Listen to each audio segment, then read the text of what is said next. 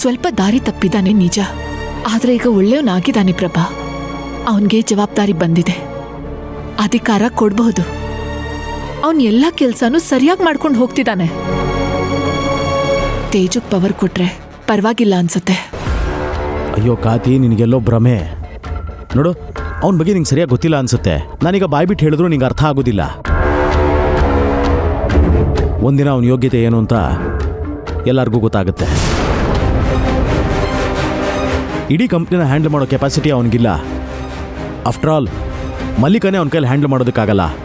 ಕೀಲಿ ಕೊಟ್ಟು ಬೊಂಬೆ ಥರ ಆಡ್ತಿರ್ತಾನೆ. ಸ್ವಂತ ಬುದ್ಧಿನೇ ಇಲ್ಲ ಅವನಿಗೆ. ನಿಮಗೆ ಬುದ್ಧಿ ಇಲ್ಲ ಅಂತ ಹೇಳಿ ಹೇಳಿ ಅವರು ಎಲ್ರನ್ನೂ ನಂಬಿಸ್ಬಿಟ್ಟಿದ್ದಾರೆ. ನಿಮ್ಮಕ್ಕ ನಿಮ್ಮನ್ನ ನೋಡ್ಕೊಂಡಿರ್ಬೋದು, ಆದ್ರೆ ಅವಾಗ ಅವ್ರಿಗೆ ಮದ್ವೆ ಆಗಿರ್ಲಿಲ್ಲ. ಈಗ ಅವ್ರಿಗೆ ಮದ್ವೆ ಆಗಿದೆ. ನಿಮ್ ಬಾವ ಅವ್ರ ಜೊತೆಲಿದ್ದಾರೆ. ಅವರು ಬದ್ಲಾಗಿದ್ದಾರೆ.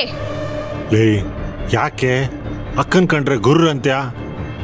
ನಮ್ಮ ಅಕ್ಕನ ಕೈಯಲ್ಲಿ ಏನಾದ್ರೂ ಪವರ್ ಬಂದ್ರೆ ಆ ಕಂಪನಿನ ನಮ್ಮಪ್ಪ ಹೇಗೆ ನೋಡ್ಕೋತಿದ್ರೋ ಹಾಗೇ ನೋಡ್ಕೋತಾಳೆ.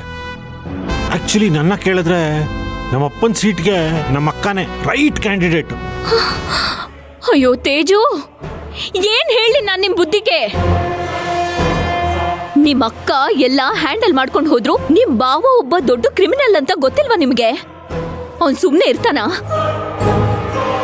ನಿಮ್ ಅಕ್ಕಂಗೇನಾದ್ರೂ ಪ್ರಾಪರ್ಟಿ ಪವರ್ ಹೋಯ್ತು ಅಂದ್ರೆ ಅದನ್ನ ನಿಮ್ ಭಾವಂಗ್ ಕೊಟ್ಟಂಗಷ್ಟೇ. ಅದಕ್ಕೆ ನಾವು ಎಳ್ಳು ನೀರು ಬಿಟ್ಟ ಹಾಗೆ. ಅವನು ನಿಮ್ಮಕ್ಕನ ಕೈಗೊಂಬೆ ಮಾಡ್ಕೊಂಡು ಬುಗಿರಿ ತರ ಗಿರಗಿರ ಅಂತ ತಿರುಗಿಸ್ಬಿಡ್ತಾನಷ್ಟೇ. ಆಮೇಲೆ ನಾವೆಲ್ಲ ಬೀದಿಗೆ ಬರ್ಬೇಕಾಗುತ್ತಷ್ಟೇ. ನಮ್ಮನ್ ಮಾತ್ರ ಅಲ್ಲ, ನಿಮ್ಮ ಅಪ್ಪನೂ ಬೀದಿಗೆ ತಂದು ನಿಲ್ಲಿಸ್ಬಿಡ್ತಾನೆ ನಿನ್ನ ತಮ್ಮ. ಅವನಷ್ಟೊಂದು ಕೆಟ್ಟವನಲ್ಲ ಪ್ರಭಾ. ಅವನು ಕೆಟ್ಟವನಲ್ಲ, ಆದರೆ ಸವಾಸದಿಂದ ಸನ್ಯಾಸಿ ಕೆಟ್ಟ ಅಂತಾರಲ್ಲ, ಹಾಗಾಗುತ್ತೆ. ಅಕಸ್ಮಾತ್ ತೇಜುಗೇನಾದರೂ ಪವರ್ ಸಿಕ್ತು ಅಂತ ಅನ್ಕೋ, ಆಗ ಅದು ಆ ಮಲ್ಲಿಕಾಗ್ ಹೋಗುತ್ತೆ. ಆ ಮಲ್ಲಿಕಾ ಎಲ್ಲಾನು ತಗೊಂಡೋಗಿ ಅವ್ರ ಅಪ್ಪನ ಕೈ ಕೊಡ್ತಾಳೆ.